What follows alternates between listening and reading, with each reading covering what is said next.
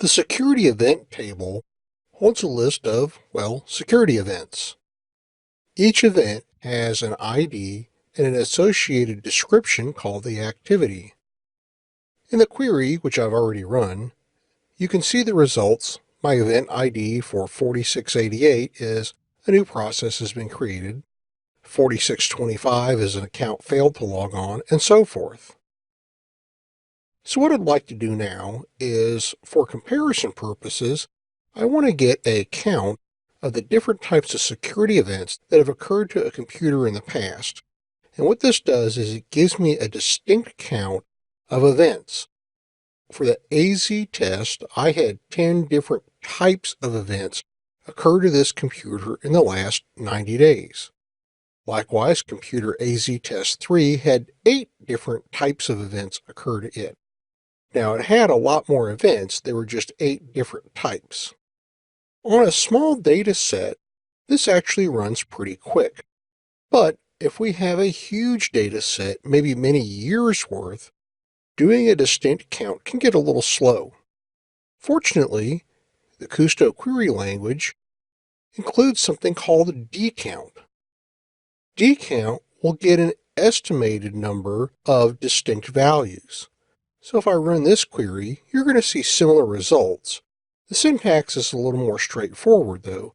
We don't have to go through a separate distinct. We can go right to summarize, and we say summarize dcount, and then we pass in the column that we want to count on by computer. At the bottom, you can see our results, and it has estimated that there were 10 events for AZ test. It is estimated there were 8 distinct events for AZ test 2 and so forth. In addition to the column we want to count, dcount allows us to enter a second parameter. As I just mentioned, dcount is an estimate. What we're doing is we're trading off speed for accuracy.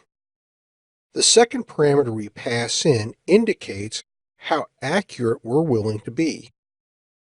Passing in a value of 0 says we'll accept up to a 1.6% error in that count. However, this is going to run the fastest of all the choices. Now, if we need a little more accuracy, we can go with a value of 1. 1 is actually the default, and it balances accuracy with speed of execution. The error level on this is 0.8%. This is actually the same thing as not using the second parameter. Now, if we need it to be a little more accurate and are willing to let it be a little slower, we can use a value of 2, which gives us a 0.4% error, however, not quite as fast execution. Finally, we have one more option, and that is to pass in a 3. Now, 3 is the most accurate of all of these options with an error level of 0.28%.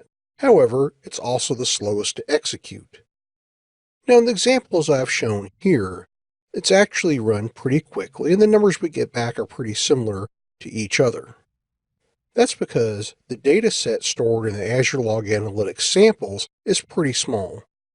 If you had a huge data set of multi-years worth of data that you needed to do counts on, dcount would be a good option for you, especially if a rough estimate is close enough for what you need.